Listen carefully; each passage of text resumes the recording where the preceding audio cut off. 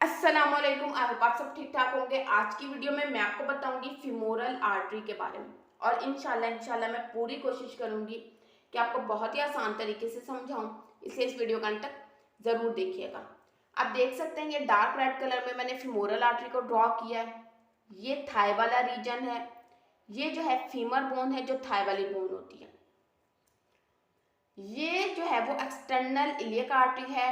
फ्यूमोरल artery जो है वो एक्सटर्नल इलियक आर्टरी की ही कंटिन्यूशन है।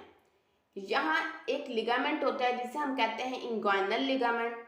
एक्सटर्नल इलियक आर्टरी जैसे ही इस इंग्वाइनल लिगामेंट को क्रॉस करती है तो इसका नाम चेंज हो जाता है, इसे हम कहते हैं फीमोरल आर्टरी। एक चीज तो आपको समझ आ गई कि फीमोरल आर्टरी किसकी कंटिन्यूशन है। Femoral artery external iliac artery की कंटिन्यूशन है। अब देखते हैं एक्सटर्नल इलियक आर्टरी कहाँ से आ रही है। External iliac artery common iliac artery से आ रही है और कॉमन इलियक आर्टरी जो है वो एब्डोमिनल एओर्टा से आ रही है। और आपको पता होगा एओर्टा का क्या काम है। एओर्टा जो है वो हमारे हार्ट से ऑक्सीजनेटेड ब्लड को लेके जाता है और बॉडी के डिफरेंट पार्ट्स में जाके सप्लाई करता है। अब यहाँ से स्टार्ट हो गई है फीमोरल आर्टरी। अब ये एंड कहाँ पे होगी, यहाँ आके एंड होगी। ये जो मैंने डार्क कलर में हाईलाइट किया हुआ ये फीमोरल आर्टरी है। उसके बाद ये मैंने इसे फिल नहीं किया हुआ। क्यों, उसका रीजन मैं आपको बताती हूँ। क्योंकि यहाँ से ये पोस्टीरियरली चली जाती है। यहाँ एक ओपनिंग होती है एडक्टर हियाटस, यानी कि एडक्टर मैग्नस मसल में एक ओपनिंग होती है जिसे एडक्टर हियाटस कहते हैं। ये उस ओपनिंग के थ्रू पोस्टीरियरली चली जाती है, इसलिए मैंने इसे फिल नहीं किया ताकि आपको पता चले ये पोस्टीरियरली चलेगी।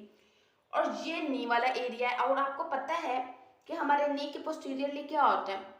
नी के पोस्टीरियरली एक डायमंड शेप स्पेस होता है जिसे पोप्लीटियल फोसा कहते हैं। इस ओपनिंग के थ्रू इस पोप्लीटियल फोसा में एंटर होती है तो इसका नाम चेंज हो जाता है, इसे हम कहते हैं पोप्लीटियल आर्टरी। देखिए पहले एक्सटर्नल इलियक आर्टरी थी, लिगामेंट को क्रॉस किया तो इसका नाम चेंज हो गया, इसे हम कहेंगे फीमोरल आर्टरी। फिर जैसे ही ये फीमोरल आर्टरी पोप्लीटियल फोसा में एंटर हुई तो इसका नाम फिर से चेंज हो गया, इसे हम कहेंगे पोप्लीटियल आर्टरी। अब देखते हैं कि ये और कहाँ कहाँ हमने कौन कौन से टॉपिक्स में हमें पढ़ने को मिलेगी। इसकी कुछ ब्रांचेस भी हम वो भी देखेंगे। यहाँ एक ट्राइंगल होता है जिससे फ्यूमोरल ट्राइंगल कहते हैं, जिसपे मैंने वैसे अलग से वीडियो बनाई है। ये आर्टरी यहाँ ट्राइंगल होगा, जो ये वाला लिगामेंट जो है वो उस ट्राइंगल की बेस बना रहा है। तो हम जब फ्यूमोरल ट्राइंगल वाला टॉपिक पढ़ेंगे, जो कि मैं अलग से वीडियो बना चुकी हूँ, आप पढ़ेंगे तो आप पहले वो पढ़ लीजिएगा। तो आप उसमें ये फ्यूमोरल आर्टरी को पढ़ेंगे कि ये उस ट्राइंगल में से पास हो रही है। उसके बाद फ्यूमोरल ट्राइंगल की अपेक्स से अडक्टर कैनाल जो है वो स्टार्ट होता है, एक टनल बनता है जिसे अडक्टर कैनाल कहते हैं। तो अडक्टर कैनाल वाले टॉपिक में भी आप पढ़ेंगे फ्यूमोरल आर्टरी को। ये कहाँ से पास हुई है, फ्यूमोरल ट्राइंगल से पास हुई है, फिर अडक्टर कैनाल से पास हुई है, फिर ये अडक्टर हियाटस के थ्रू ये पोप्लीटियल फोसा में चली गई। ठीक है, और इन पे मैंने अलग से वीडियोस बनाई हुई हैं, वो आप देख लीजिएगा। यहाँ आप देखें, यहाँ इस एरिया में हम इसे कह रहे थे फीमोरल आर्टरी, लेकिन जैसे ही इस ओपनिंग के थ्रू ये पोप्लीटियल फोसा में पहुंची इसे हम क्या कहेंगे, पोप्लीटियल आर्टरी। अब इसकी ब्रांचेस देख लेते हैं। 3 इसकी सुपरफिशियल ब्रांचेस हैं। अब जो सुपरफिशियल ब्रांचेस हैं ना, उनके नाम में आएगा सुपरफिशियल। और एक आपने चीज याद रखनी है, जो सुपरफिशियल ब्रांचेस हैं वो स्किन को सप्लाई करेंगी और हमें उनके नाम से ही पता चलेगा कि वो कौन से एरिया की स्किन को सप्लाई कर रही हैं। अब वो कौन कौन सी हैं, ये हैं। एक तो है superficial circumflex iliac artery. Superficial circumflex iliac artery वो ये वाली है। ये जो इलियक क्रस्ट के ऊपर वाली स्किन है ये उसे सप्लाई करेगी। नाम से पता चल रहा है इलियक आर्टरी। सुपरफिशियल मैंने आपको कहा था वो स्किन को सप्लाई करेगी। सुपरफिशियल सर्कमफ्लेक्स इलियक आर्टरी, जो इलियक नाम से पता चल रहा है ये इलियक क्रस्ट के ऊपर वाली स्किन को सप्लाई करेगी। और यह है सुपरफिशियल एपिगैस्ट्रिक आर्टरी।